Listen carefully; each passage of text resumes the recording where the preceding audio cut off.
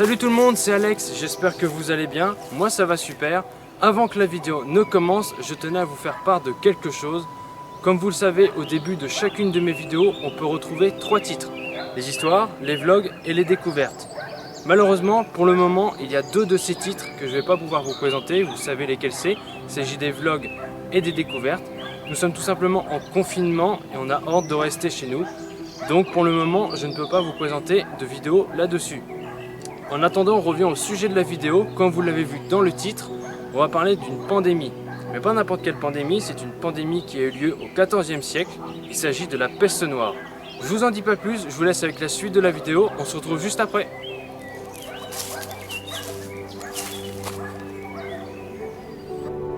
Milieu du XIVe siècle.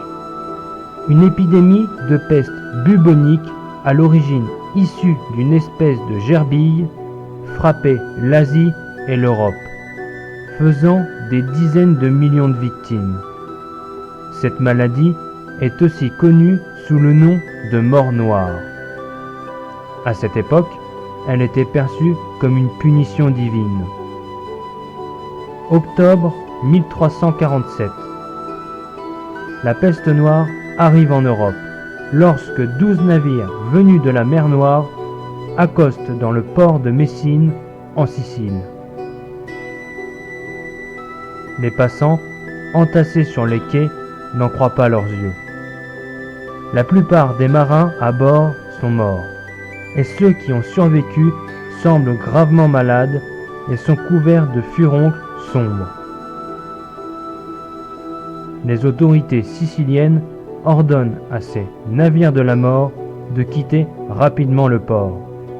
Mais il est trop tard. De 1347 à 1352, la peste noire va tuer près de 20 millions de personnes en Europe, soit près d'un tiers de la population du continent.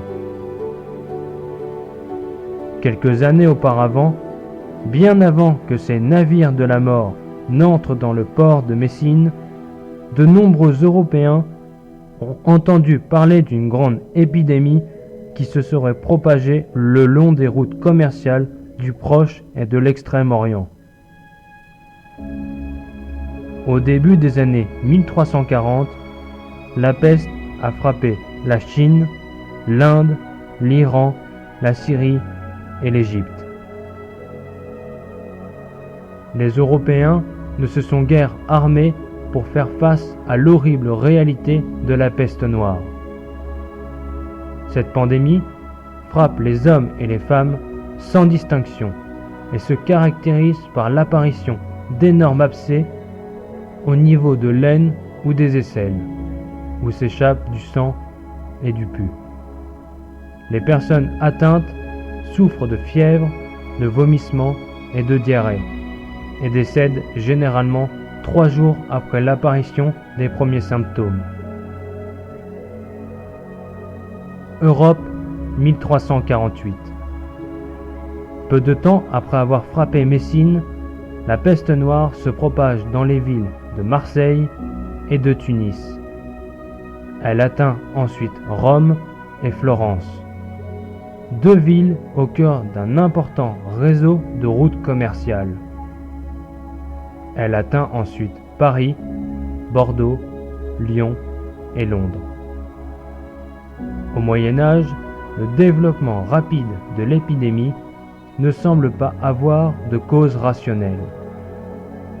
Personne ne sait exactement comment la peste se transmet d'un patient à un autre, ni comment la prévenir ou la traiter.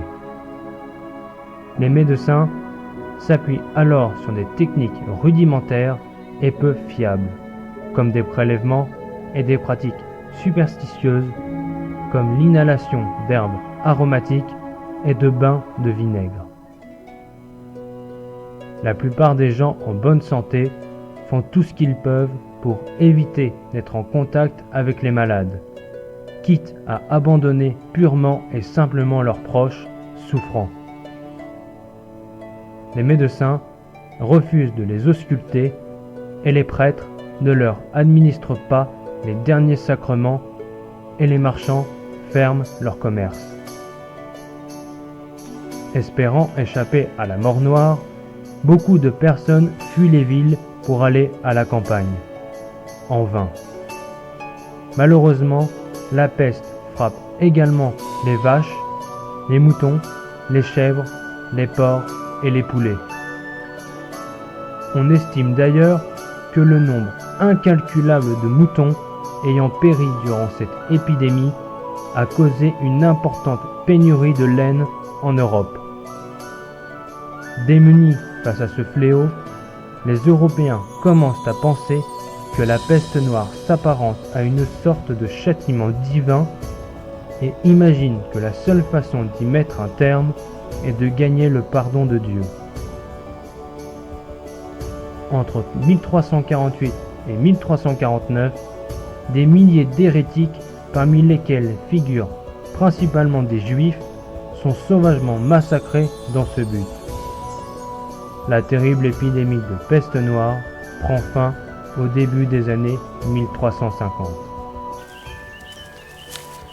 Et voilà les amis, on arrive à la fin de cette vidéo, j'espère qu'elle vous aura plu. Si c'est le cas, mettez un petit j'aime en bas de la vidéo, mettez-moi en commentaire ce que vous en avez pensé, partagez sur les réseaux et surtout abonnez-vous, c'est très important. Avant que la vidéo ne se termine, je tenais à vous faire part d'un petit message que beaucoup de monde a déjà entendu, mais qu'il faut répéter et répéter encore et encore, c'est très important. Vous avez pu le voir dans la vidéo du Grand JD et de Norman, il s'agit tout simplement de rester chez vous. Voilà, c'est très important, il faut rester confiné jusqu'à temps que ce virus à la con, juste ici, disparaisse, surtout pour aider le personnel médical et aussi pour préserver votre santé. Voilà les amis, sur ce, nous on se retrouve très prochainement pour une autre vidéo d'histoire. Salut tout le monde!